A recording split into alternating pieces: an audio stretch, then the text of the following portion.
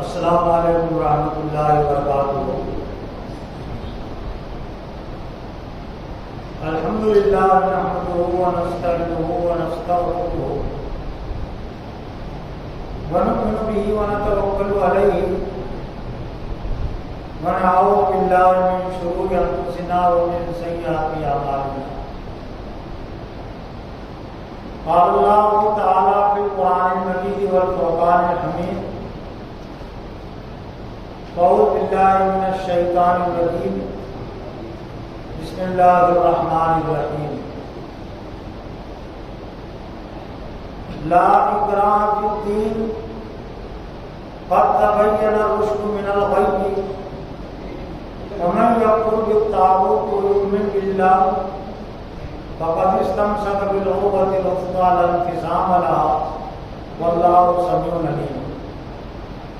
وقال اللہ تعالی ايضا ان اللہ لا یغفر ان یشرک به ویغفر ما دون ذلک لمن یشاء۔ وقال اللہ تعالی ايضا قد كانت لكم اسوة حسنة في ابراہیم والذین معه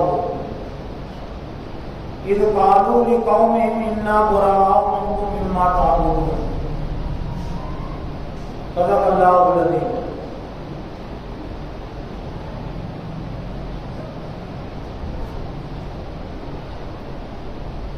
معزز و محترم دینی بھائیوں، بزرگوں، نوجوانوں، خواتین اور بہنوں،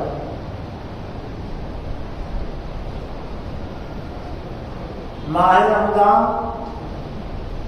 گزر چکا اور ایک طرف سے امت مسلمہ کے لیے جو سالانہ فصل ہے وہ فصل ہم کاٹ چکے، لیکن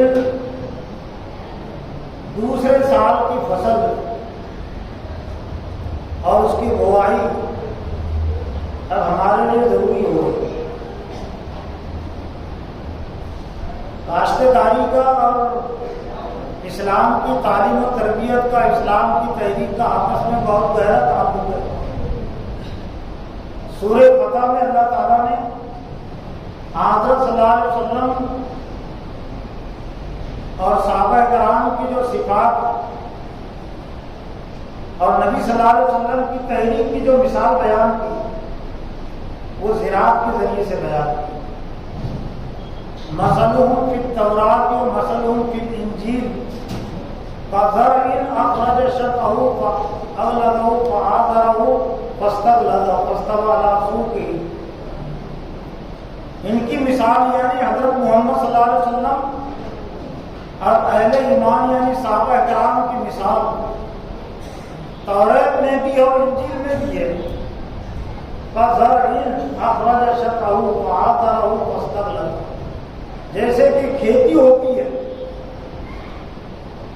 اور پھر کھیتی میں ایک دانہ ڈالا جاتا ہے، بیج ڈالا جاتا ہے، پھر اس سے پودا نکلتا ہے، وہ شروع میں کمزور ہوتا ہے اور بعد میں اپنے تنے پر کھڑا ہو جاتا ہے۔ یہ مثال کے ذریعے سے ایک طرح سے ایک مومن کو انفرادی لحاظ سے اور امت مسلمہ کو اجتماعی لحاظ سے ایک ذمہ داری دی گئی کہ فصل کاٹنے کے بعد دوسری فصل لانے کے لیے دوسرا موسم، دوسرا سیزن اب ایک طرح سے شروع ہو گیا تعلیم اور تربیت کا، ہمارے کاموں کا۔ تو سب سے پہلے جو ذمہ داری عائد ہوتی ہے دوسری فصل کی بوائی سے پہلے، بیج ڈالنے سے پہلے، وہ ہے زمین کی صفائی۔ سرسری طور سے لوگ غور و فکر کرتے ہیں اسلامی اور دینی لحاظ سے، اور میرا بھی یہی مقصد تھا ایک زمانے تک کہ اسلام کی تعلیم اور تربیت کا آغاز وہ عقیدہ توحید سے ہوتا ہے. لیکن جب قرآن حدیث کی روشنی میں نے ذرا زیادہ گہرائی سے غور کیا، سمجھنے کی کوشش کی، تو عقیدہ توحید سے پہلے ہے عقیدہ شرک کی ترتیب. شرک اور کفر کی حقیقت کو سمجھنا اور اس سے برات اور بیداری کا اظہار کرنا. اس لیے کہ عقیدہ توحید کی حیثیت وہ زمین میں بیج ڈالنے کی ہے، اور شرک سے بچنے کی جو حیثیت ہے وہ زمین کی پاکی صفائی سے متعلق ہے. اور ہم اچھی طرح جانتے ہیں کہ بیج ڈالنے سے پہلے ہے زمین کی صفائی. تو عقیدہ توحید سے پہلے ہے رد کفر، رد شرک، کفر کا رد کرنا، کفر کا انکار کرنا. اور یہ ترتیب خود کلمے میں ہے. کلمے کا آغاز الا اللہ سے نہیں ہوتا، اللہ پر ایمان لانے سے کلمے کا آغاز نہیں ہوتا. کلمے کا آغاز کفر اور شرک کے انکار سے ہوتا ہے. ہر غیر اللہ کے انکار سے ہوتا ہے کلمے ایمان کا آغاز یا کلمے کا آغاز.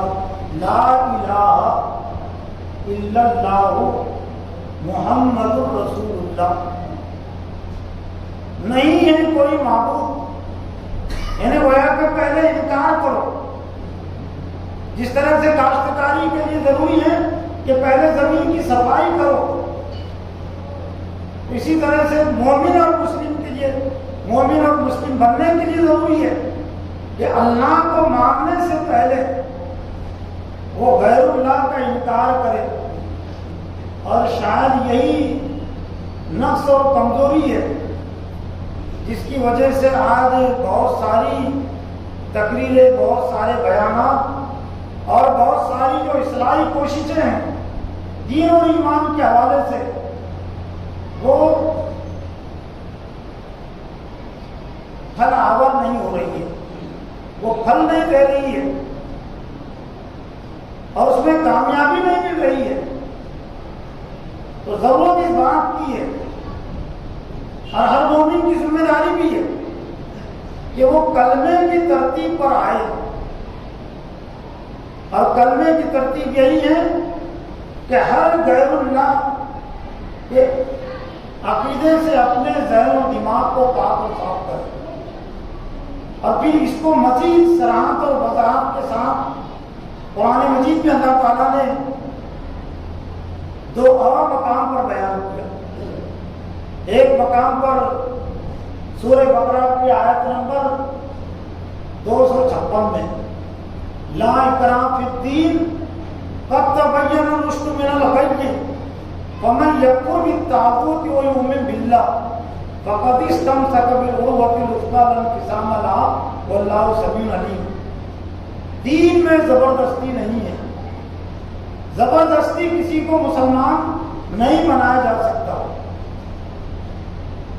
اس لیے کہ اسلام کو دل سے قبول کرنا ضروری ہے. منافقین چونکہ دل سے قبول نہیں کرتے اس لیے اللہ نے ان کے ایمان کو قبول نہیں کیا. تو دین کے لیے دل کی رضامندی ضروری ہے، اور دل کی کیفیت زبردستی طاقت اور قوت سے نہیں بدلی جا سکتی. اس لیے دین کے مطابق اصول بیان کر دیا گیا کہ لا اکراہ فی الدین، دین میں زبردستی نہیں. قد تبین الرشد من الغی، تحقیق کہ اللہ تعالیٰ نے ہدایت کو واضح کر دیا گمراہی سے، کہ گمراہی کیا ہے، شرک کیا ہے اور ایمان کیا ہے. اللہ نے اس کو بتلا دیا. فمن یکفر بالطاغوت ویؤمن باللہ، یہ وہی ترتیب ہے جو کلمے کی ہے. فمن یکفر بالطاغوت، جس نے طاغوت کا انکار کیا. طاغوت میں کفر بھی آتا ہے، شرک بھی آتا ہے، اور ہر وہ پارٹی آتی ہے، ہر وہ حکومت آتی ہے جس کی بنیاد کفر اور شرک پر ہے، لا دینی پر ہے. خدا اور رسول پر جس کا ایمان و یقین نہیں ہے، جس پارٹی کا، جس نظریے کا، جس حکومت کا، جس فرد کا، چاہے وہ اکیلے ہوں چاہے وہ جماعت کی صورت میں ہوں، وہ سب کے سب طاغوت میں آتا ہے۔ تو پہلے انکار کروایا گیا، فمن یکفر بالطاغوت، جس نے طاغوت سے کفر کیا، وہی لا الہ، انکار کیا غیر اللہ کہنا، اللہ کے علاوہ جتنے ہیں جس نے انکار کیا، وَيُؤْمِنْ بِاللَّهِ، اور اللہ پر ایمان لایا، فَقَدِ اسْتَمْسَكَ بِالْعُرْوَةِ الْوُثْقَىٰ، تو تحقیق کہ اس نے اللہ کی رسی کو مضبوط پکڑ لیا، لَا انْفِصَامَ لَهَا، جو چھوٹنے والی نہیں ہے، اور اس میں ایک مفہوم یہ بھی ہے جو ٹوٹنے والی نہیں ہے، نہ چھوٹنے والی ہے نہ ٹوٹنے والی ہے، لیکن شرط کیا ہے؟ وَمَن يَكْفُرْ بِالطَّاغُوتِ وَيُؤْمِنْ بِاللَّهِ، وہ ایمان باللہ مضبوط رسی ہے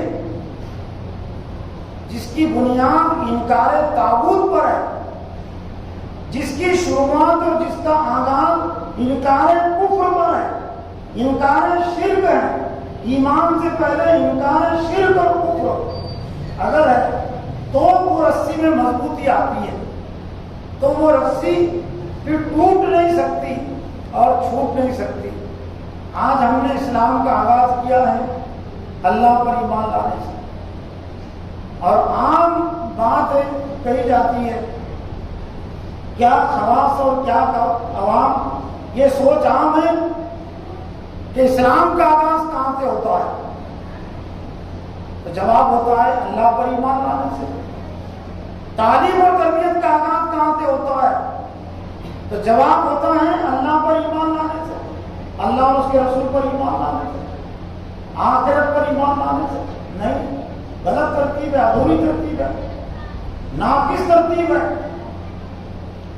کہنے کی ضرورت ہے کلمے کی روشنی میں اور سورہ بقرہ کی آیت کی روشنی میں کہ ایمان کا آغاز ہوتا ہے انکار شرک اور کفر اور انکار طاغوت سے، تعلیم اور تربیت کا آغاز ہوتا ہے انکار طاغوت اور انکار شرک سے۔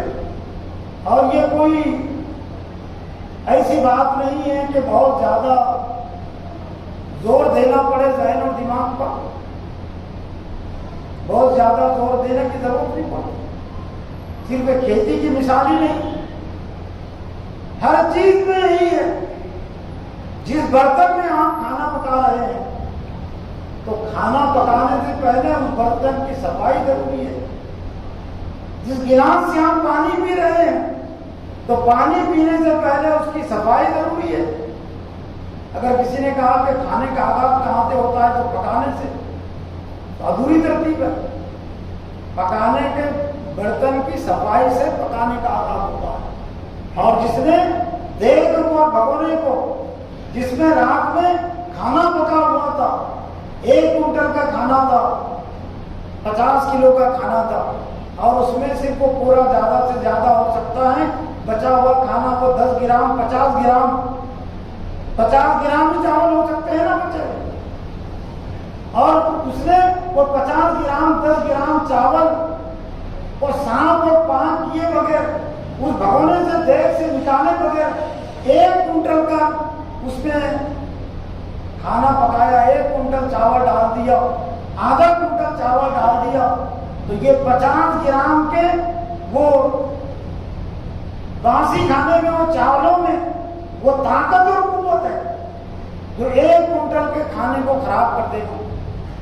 وہ 50 گرام چاول، 10 گرام چاول، بلکہ چاول تو چھوڑیے، اس میں اگر چاول نہ بھی ہو، صرف وہ برتن کی صحیح طور سے دیگ کی صفائی نہیں ہوئی ہے جس میں کھانا پہلے سے پکا ہوا تھا، اگر طباخ نے کھانا پکا لیا اس کو دھونے سے پہلے تو اچھے سے اچھا مسالہ بھی اس نے ڈال دیا، تیل بھی اس نے ڈال دیا، اور تمام اس نے وہ چیزیں ڈالی جس سے کھانا صحیح طور سے پک سکتا ہے، لیکن صرف ایک ہی اس کی کمزوری تھی کہ اس نے دیگ کو بھگونے کو صاف نہیں کیا تھا، پورا کا پورا کھانا خراب ہو کر رہ جائے گا۔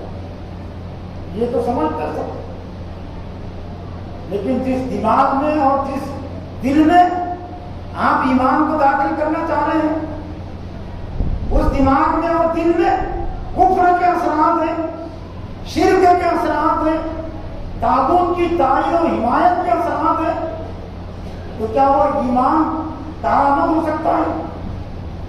کیا وہ ایمان اپنا اثر دکھا سکتا ہے؟ کیا وہ ایمان زندگی میں تبدیلی لا سکتا ہے؟ وہ ایمان کو خراب کر دے گا۔ اس لیے شرک کے ساتھ کوئی بھی عمل قابل قبول نہیں ہے۔ شرک کے ساتھ نہ ایمان قابل قبول ہے، نہ نماز قابل قبول ہے، نہ روزہ قابل قبول ہے، اور نہ کوئی اور عبادت قابل قبول ہے۔ اس لیے ذہن اور دماغ کی پاکی اور صفائی ضروری ہے۔ اللہ پر ایمان لانے سے پہلے، نماز پڑھنے سے پہلے، روزہ رکھنے سے پہلے، زکوٰۃ ادا کرنے سے پہلے اور حج کرنے سے پہلے، اور یہی ترتیب ہے چونکہ بہت اہم چیز ہے۔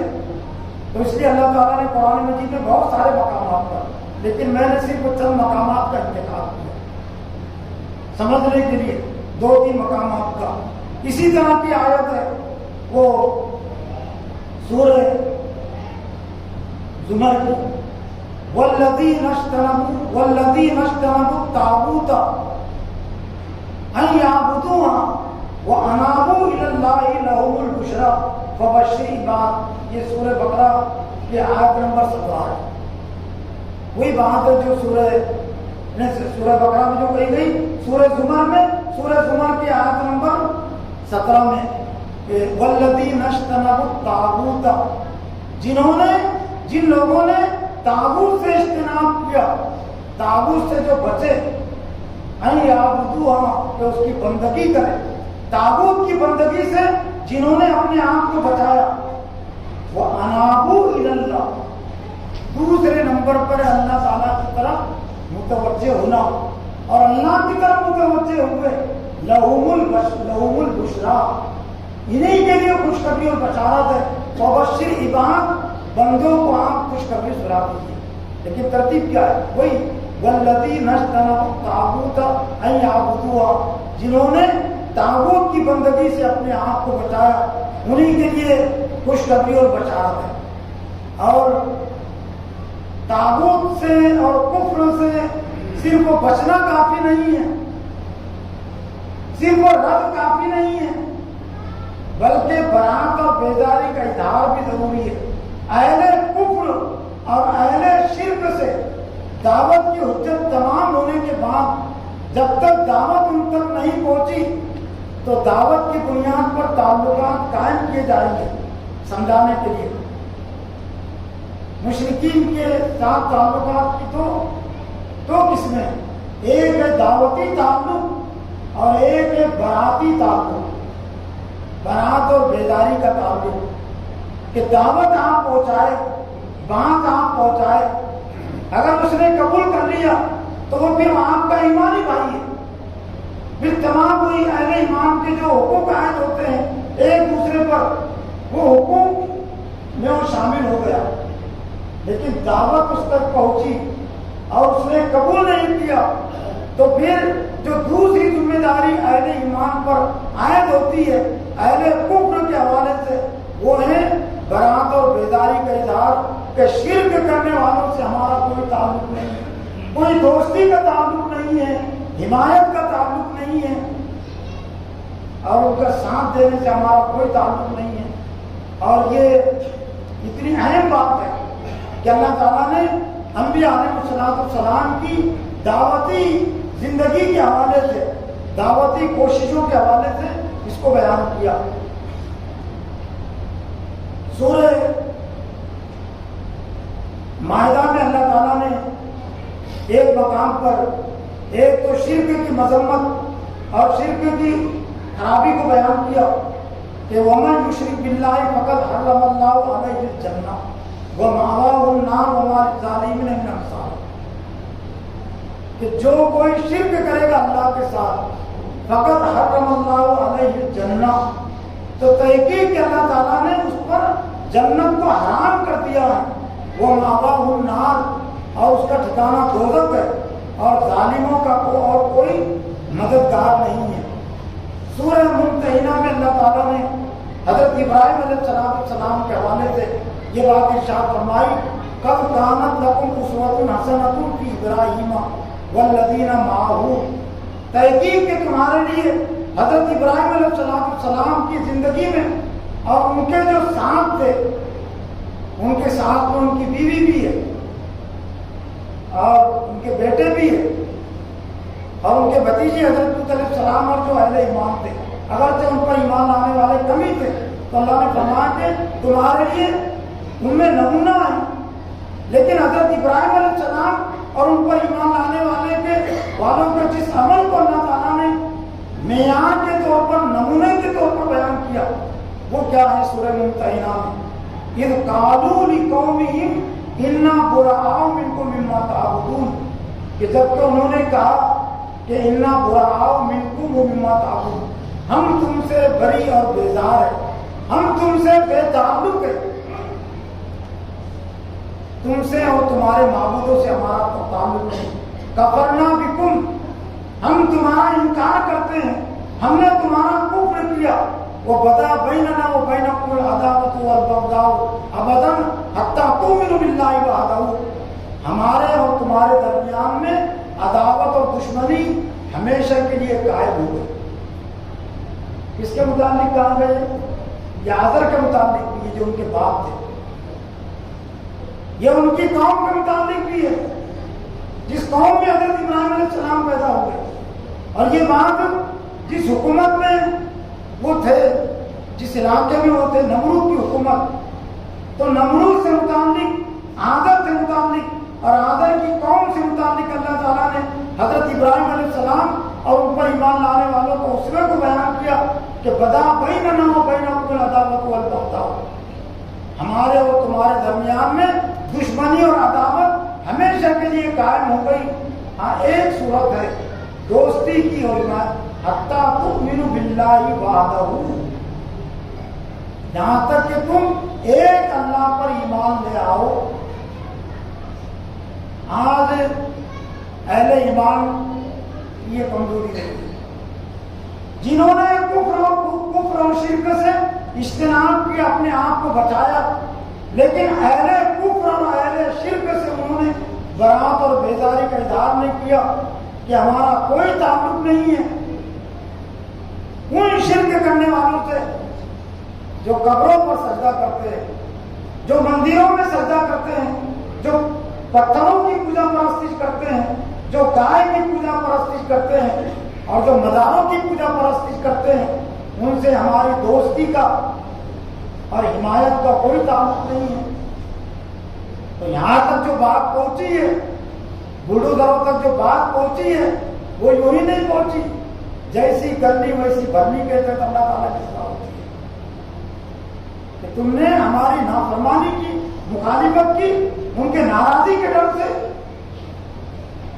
شرک کرنے والوں کی ناراضی کے ڈر، شرک کرنے والوں کی ناراضی کا ڈر تمہارے اندر ہے، شرک کرنے والوں کی محبت تمہارے دل کے اندر ہے، ان کی حمایت کا جذبہ تمہارے اندر ہے، تو اب تم کو ہم مزہ چکھائیں گے، انہیں شرک کرنے والوں سے ہم تمہیں مزہ چکھائیں گے عذاب کا۔ اور مختلف دور میں، مختلف زمانوں میں اللہ تعالیٰ کی سزا کا یہ طریقہ رہا ہے، اور آج بھی یہ سزا کا طریقہ ہے، لیکن افسوس کے ساتھ کہنا پڑتا ہے کہ امت مسلمہ نصیحت عبرت حاصل نہیں کر رہی ہے۔ حضرت ابراہیم علیہ السلام بھی کیا حالت ہے؟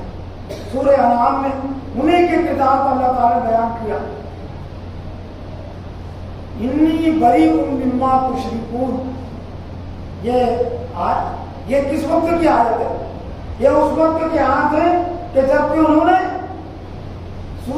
ستاروں کو دیکھا، چاند کو دیکھا اور سورج کو دیکھا، جس کی قوم پوجا پرستش کرتی تھی، لیکن حضرت ابراہیم علیہ السلام پر جب بات واضح ہو گئی تو انہوں نے اپنی قوم میں کہا کہ انی بریء مما تشرکون، میں بری اور بیدار ہوں، میں بے تعلق ہوں ان چیزوں سے جن کو تم شریک قرار دیتے ہو۔ انی وجہت وجہی للذی فطر السماوات والارض حنیفا وما انا من المشرکین، میں نے اپنے آپ کو متوجہ کر لیا، میں نے اپنا رخ پھیر لیا اس ذات کی طرف فطر السماوات والارض، جس نے آسمانوں کو پیدا کیا، زمین کو پیدا کیا، وما انا من المشرکین، یہ نہیں کہا کہ میں شرک کرنے والا نہیں ہوں، وما انا من المشرکین یہ کہنا ضروری ہے، میں شرک کرنے والوں میں سے نہیں ہوں، شرک کرنے والوں سے میرا کوئی تعلق نہیں ہے۔ ما کان ابراہیم یہودی ولا نصرانی وما ولکن کان حنیفا مسلما، حضرت ابراہیم علیہ السلام کے حوالے سے خصوصیت کے ساتھ یہ بات کہی گئی کہ وہ شرک کرنے والوں میں سے نہیں تھے۔ تو یہ احتسابی مدعا بھی ہے، احتسابی بات بھی ہے۔ احتساب کا لفظ یہ صرف رمضان ہی سے جڑا ہوا نہیں ہے، ہر وقت کے لیے جڑا ہوا ہے۔ کیا ہم نے وہ اہل شرک جو مسلمانوں میں ہیں ان سے ہم نے برات اور بیداری کا اظہار کیا؟ جو قبروں کو سجدہ کرتے ہیں، جو کھلے عام شرک کرتے ہیں، کیا ہم نے برات اور بیداری کا اظہار کیا؟ اور جو اور شرک کرتے ہیں، سورج کے ساتھ شرک کرتے ہیں، پتھروں کی پوجا پرستش کرتے ہیں، مورتیوں کی پوجا پرستش کرتے ہیں، کیا ہم نے اپنی یہ وعدے پوزیشن کی کہ ہمارا کوئی تعلق نہیں ہے؟ اور پھر شرک کی بہت ساری اقسام ہیں۔ شرک کا تعلق صرف عقیدے سے نہیں ہے، صرف عبادت سے نہیں ہے، وہ شعبہ سیاست سے بھی ہے۔ زندگی کے کسی بھی شعبے میں اللہ اس کے رسول کے حکموں کو، اللہ اس کے رسول کے حکموں پر کسی اور کے حکموں کو مقدم رکھنا، کسی اور کے حکموں کو بڑا سمجھنا، یہ شرک ہے۔ چاہے وہ سیاسی شعبے میں بھی کوئی یہ شرک کرے، یا کوئی تجارت کے شعبے میں شرک کرے، یا کوئی عبادت کے شعبے میں یہ شرک کرے۔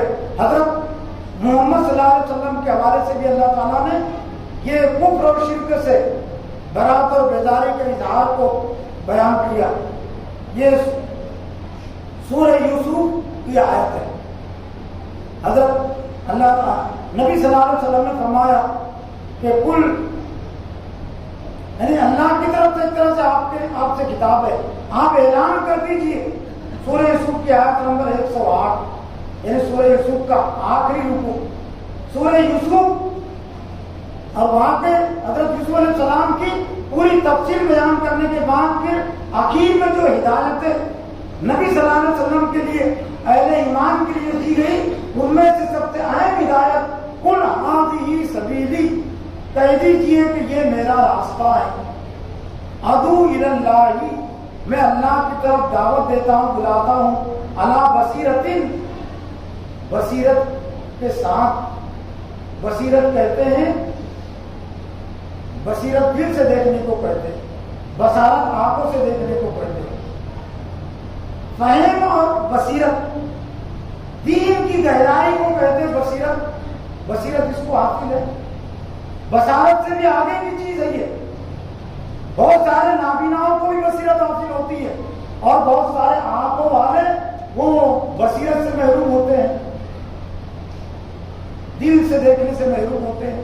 تو علی بصیرت، یہ دعوت دین کا کام یہ کوئی ایسے ہی سرسری طور سے انجام دینے کا نہیں ہے، بصیرت کے ساتھ، فہم اور بصیرت کے ساتھ، علی بصیرت انا ومن اتبعنی، میں بھی اور میرے متبعین بھی، میری جو اتباع اور پیروی کرنے والے ہیں وہ اسی راستے کی طرف دعوت دیتے ہیں۔ وہ سبحان اللہ، اور اللہ کی ذات پاک ہے، لیکن جو اہم چیز ہے جس کے لیے میں نے اس آیت کو لایا ہے، جس کا تعلق آج کے سنوان موضوع سے ہے، وما انا من المشرکین، اور میں شرک کرنے والوں میں سے نہیں ہوں، میں شرک کرنے والوں میں سے نہیں ہوں۔ ہر داعی کی ذمہ داری ہے، جس کو دعوت دے رہا ہے وہ الگ اعلان یہ کرے کہ میں شرک کرنے والوں میں سے نہیں ہوں، بلکہ حامد، سورہ حامد سجدہ میں وہ کردار ہے، اننی من المسلمین، میں فرما برداروں میں سے ہوں، میں مسلمانوں میں سے ہوں، وما انا من المشرکین، میں شرک کرنے والوں میں سے نہیں ہوں۔ تم بھی صحیح، تمہارا بھی دین صحیح، ہمارا بھی دین صحیح، تمہارا دھرم بھی صحیح، ہمارا بھی دھرم صحیح، یہ سرو دھرم کی بات اور بکواس تو ہو سکتی ہے، لیکن یہ دین کی دعوت نہیں ہو سکتی۔ ان الدین عند اللہ الاسلام، اللہ کے نزدیک پسندیدہ دین، قابل قبول دین، سچا دین، جنت کی طرف لے جانے والا دین، وہ صرف ایک یہ دین واحد، دین اسلام۔ پھر حضرت لقمان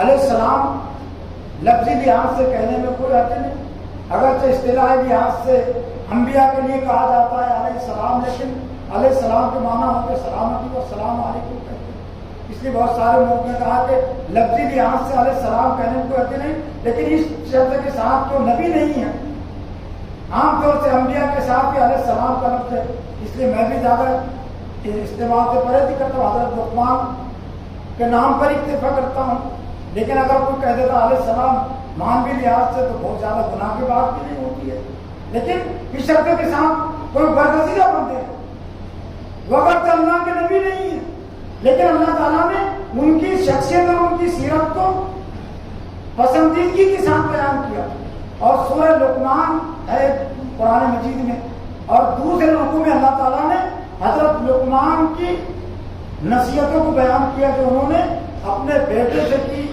10 نصیحتیں، وہ 10 نصیحتیں وہ بھی عنوان اور موضوع نہیں ہے، لیکن اس میں سے سب سے پہلی نصیحت، سب سے پہلے تو جہاں سے یہ سورہ لقمان کا دوسرا رکوع شروع ہوتا ہے تو اللہ تعالیٰ نے حضرت لقمان کا جو تعارف ہے اللہ کے نزدیک، وَلَقَدْ آتَيْنَا لُقْمَانَ الْحِكْمَةَ أَنِ اشْكُرْ لِلَّهِ، تحقیق کہ ہم نے حضرت لقمان کو حکمت عطا کی تھی۔ حکمت یہ وہ حکمت نہیں جو علاج اور معالجے سے تعلق رکھتی ہے، جیسے کہ عام طور سے غلط فہمی ہے لقمان حکیم کے نام سے، یہ وہ حکمت ہے کہ جس کا قرآن مجید کا بھی ایک صفاتی نام ہے کتاب حکیم، اور یہ حکمت یہ وہ حکمت ہے جس کے مطابق قرآن مجید میں کہا گیا وَمَنْ يُؤْتَ الْحِكْمَةَ فَقَدْ أُوتِيَ خَيْرًا كَثِيرًا، جس کو حکمت دی گئی اسے خیر کثیر دیا گیا، اور یہ اس حکمت کا تذکرہ ہے کہ نبی صلی اللہ علیہ وسلم کے جو 4 بنیادی کام ہیں ان میں سے ایک ہے یعلمون الکتاب والحکمت، وہ کتاب کی تعلیم دیتے ہیں اور حکمت کی تعلیم دیتے ہیں، ورنہ وہ جڑی بوٹی سے جو علاج کرتے ہیں جن کو حکیم کہتے ہیں عرف عام میں، تو اس میں مسلمان بھی ہوتے ہیں کافر بھی ہوتے ہیں، اور وہ کوئی بہت زیادہ کمال کی چیز اور کمال کی بات نہیں ہے۔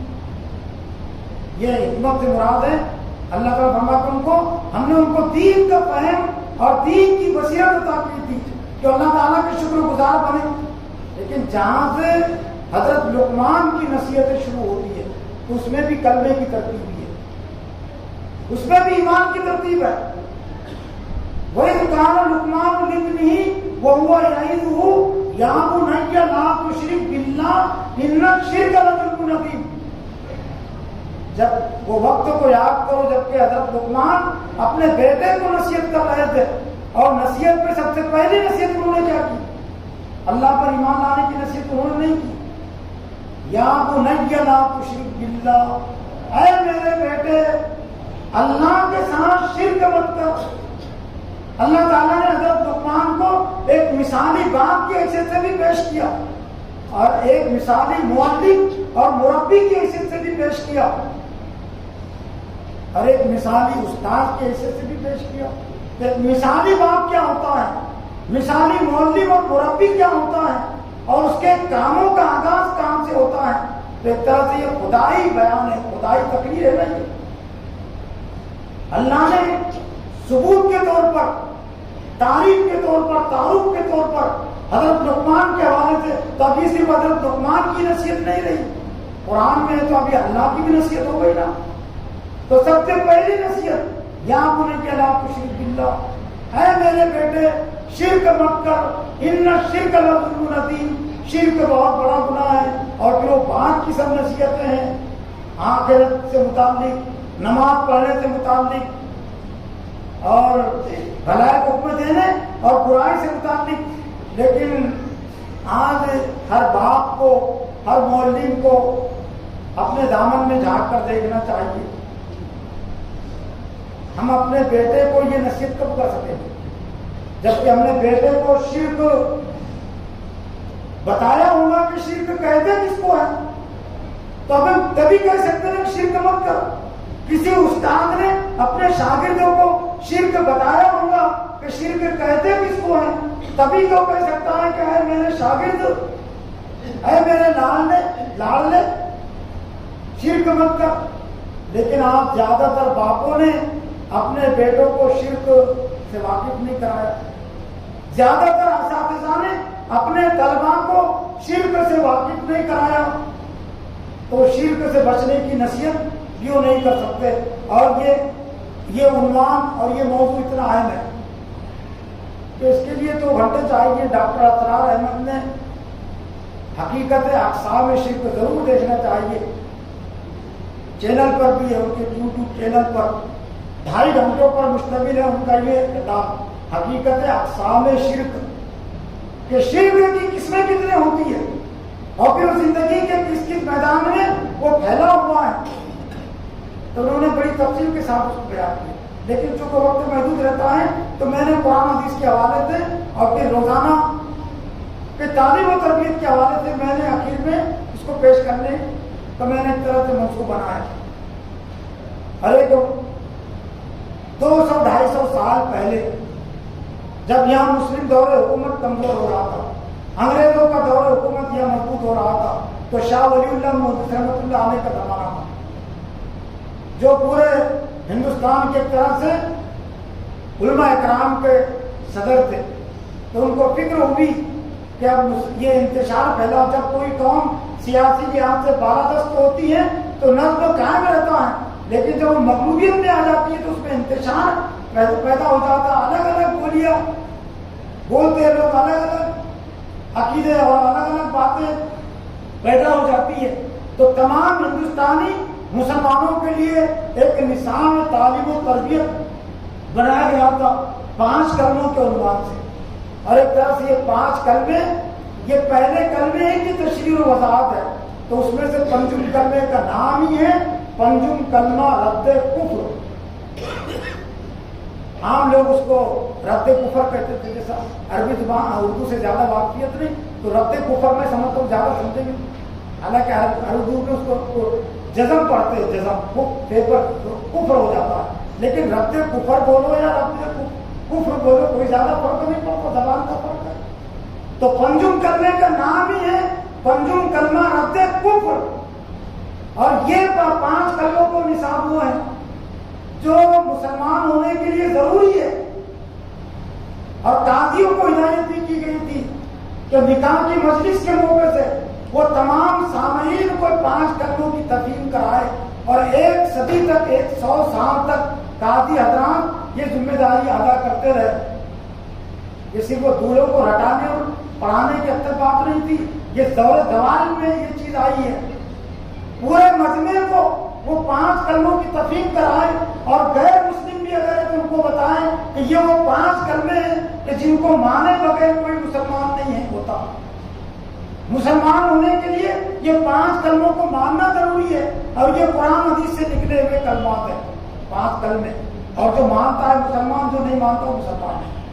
تو ایک طرح سے یہ پنجم کلمہ لا الہ کی تشریح ہے، لا الہ کی تشریح ہے. اور الا اللہ کی تشریح ہے دوم کلمہ، سوم کلمہ، چارم کلمہ. لیکن پہلے کلمے کے پہلے جز کی تشریح ہے پنجم کلمہ رد کفر، کفر کو مسترد کرنا، لوٹانا، رد کرنا. لیکن ایسا لگتا ہے کہ ہم نے را اڑا دیا اور باؤ بسم لا دیا. ادے کفر کہتے ہیں کفر کو چاہنا، کفر سے محبت کا مطلب اسی سے بنا ہے. لدو ودو لوگ قرآن میں کہ ودو یہ مشرکین چاہتے ہیں کہ آپ ان کے لیے نرم بن جائے، وہ بھی آپ کے لیے نرم بنیں گے. تو وہ تو رے کی جگہ ہم نے اس میں واو لگا دیا ادے کفر سے محبت. جب کہ تھا رد اور اسی سے مسترد کرنا. اور پھر اس کی وجہ اللہم انی اعوذ بک، جہاں سے پنجم کلمہ شروع ہوتا ہے، اے اللہ تعالیٰ میں تیری پناہ چاہتا ہوں ان اشرک بھی شیئا، کہ میں تیرے ساتھ کچھ بھی شرک کروں. عربی پڑھنے والے سمجھا کو زیادہ سمجھیں گے. شیئا کے معنی ہوتے کچھ مکمل کرے، شیئا تیرے ساتھ میں کچھ بھی شرک کروں، یعنی تھوڑا بھی شرک کروں تو اس سے میں تیری پناہ چاہتا ہوں. وَتَبَرَّأْتُ مِنَ الْكُفْرِ وَالشِّرْكِ وَالْكِذْبِ وَالْغِیبَةِ والبهتان والمعاصی كلها اسلمت وآمنت واقول لا الہ الا اللہ محمد رسول اللہ. یہ بانٹ کے پڑھانے والوں نے تو آپ اس کو بھی یہ کم سے کم تلاوت ہوتی تھی مکتبوں میں, تو آپ یہ تلاوت بھی اس کی باقی نہیں رہی. یہ بڑی میں دیکھ رہا ہوں کہ بڑی عمر کے حضرات اس سے زیادہ محدود ہو رہے ہیں, اس لیے کہ انہوں نے بچپن میں پڑھا ہے اور بچپنوں میں زیادہ اسی پر زور دیا جاتا تھا, اس لیے کہ وہ پورا نظام تعلیم و تربیت تھا کہ میں برات اور بیداری کا اظہار کرتا ہوں, نافرمانی سے, جھوٹ سے, بہتان سے, غیبت سے, والمعاصی کلیہ اور ہر طرح کی نافرمانی سے, اسلمت و آمنت میں اسلام میں فرما بردار ہوتا ہوں, ایمان لاتا ہوں, اور لا الہ الا اللہ محمد رسول اللہ. یعنی جہاں سے کلمے کا آغاز ہوا تھا پہلے کلمے کا, تو پنجم کلمے کا اختتام پھر اسی وہ نصاب میں اسی پر کیا گیا کہ اللہ کے سوا کوئی معبود نہیں. اور یہ وہ بات ہے کہ دعائیں قنوت یہ حضور صلی اللہ علیہ وسلم کے دور سے پڑھی آ رہی ہے. دعائیں قنوت جو واجب ہے, وتر کی نماز میں واجب ہے, جب تک کسی کو یاد نہیں ہے تو کوئی دعا پڑھتا ہے تو اس کے لیے گنجائش ہے, لیکن اس کو یاد کرنا ضروری ہے واجبات میں سے. تو دعائیں قنوت میں کیا ہے؟ اللہم انی اعوذ بک, اور اس میں اہم جو چیز کیا ہے؟ نہ خلاؤ و نہ ترکو میں یفجرو کا, نہ خلاؤ و نہ ترکو میں, اور ہم الگ ہو جاتے ہیں. خلا کا لفظ اسی سے بنا ہے, بیوی شوہر سے علیحدہ ہوتی ہے اس لیے اس کو خلا کہتے ہیں. نہ خلاؤ و نہ ترکو, اللہم انی اعوذ بک نہ خلاؤ و نہ ترکو, ہم الگ ہو جاتے ہیں, وہ نہ ترکو اور ہم چھوڑ دیتے ہیں, میں یفجرو کا جو تیری نافرمانی کرتے ہیں. لیکن دیکھنے کی یہ چیز ہے, احتساب کی چیز ہے کہ دعائیں قنوت میں ہم روزانہ یہ عہد کرتے ہیں, اللہ کے گھر میں کھڑے ہو کر وعدہ کرتے ہیں, نہ کھلاؤ, ہم الگ ہو جاتے ہیں اور چھوڑ دیتے ہیں جو تیری نافرمانی کرتے ہیں. لیکن کیا ہم نے عمل کے میدان میں فاجروں سے, فاسقوں سے اپنا تعلق و رشتہ توڑا؟ ہاں, تعلق و رشتہ توڑا ہم نے اہل حق سے, تحریکات اسلامی سے ہم نے اپنا تعلق و رشتہ توڑا. اسلامی تحریکات اور اسلامی جماعتوں سے ہم نے سیاسی میدان میں اپنا تعلق اور رشتہ توڑا. لیکن سیاسی میدان میں جو باطل تحریکات ہے, اور کوئی اس میں شک و شبہ نہیں, چاہے کانگریس ہو, چاہے مسلم لیگ ہو, یا اور کوئی پارٹی ہو مسلمانوں کی یا غیر مسلموں کی, جس کی بنیاد قرآن و حدیث پر نہیں ہے تو وہ غیر اسلامی پارٹی شمار ہوتی ہے, چاہے مسلمانوں نے قائم کی ہو یا غیر مسلموں نے قائم کی ہو. آج میدان سیاست میں ہم نے ان سے اپنا تعلق رشتہ جوڑ لیا, جس کا عہد اور اقرار کرتے ہیں ہم یہاں, اس سے بچنے کا کہ نہ خلاؤ نہ ترکو میں یفجرو کا, ہم چھوڑ دیتے ہیں اور الگ ہو جاتے ہیں جو تیری نافرمانی کرتے ہیں. لیکن ہم نے چھوڑ دیا تحریکات اسلامی کو میدان سیاست میں, ہم نے قرآن کو چھوڑ دیا, ہم نے اسلام کو چھوڑ دیا, اور باطل دین کو, باطل طریقہ کار کو چھوڑ دیا. تو یہاں تک بات پہنچی ہے, اور آگے بات وہ ٹینکوں تک پہنچ سکتی ہے, میزائلوں تک پہنچ سکتی ہے, لیکن کوئی فرق نہیں, ڈرنے کے لیے, ڈرانے کے لیے. میں نے اس وقت بھی کہا تھا کہ جب وہ 27ویں شب میں جو ایک نوجوان نے کہا تھا کہ ہم سن رہے ہیں, میں نے پہلے آخری وہ شاید اس کا تذکرہ کیا, میں نے کہا کہ وہ قتل عام کیا ہوتا ہے اور قتل عام ہونے والا نہیں ہونے والا اس سے بحث نہیں, لیکن میں اللہ کی نافرمانی سے زیادہ ڈرتا ہوں اور امت کو زیادہ ڈراتا ہوں.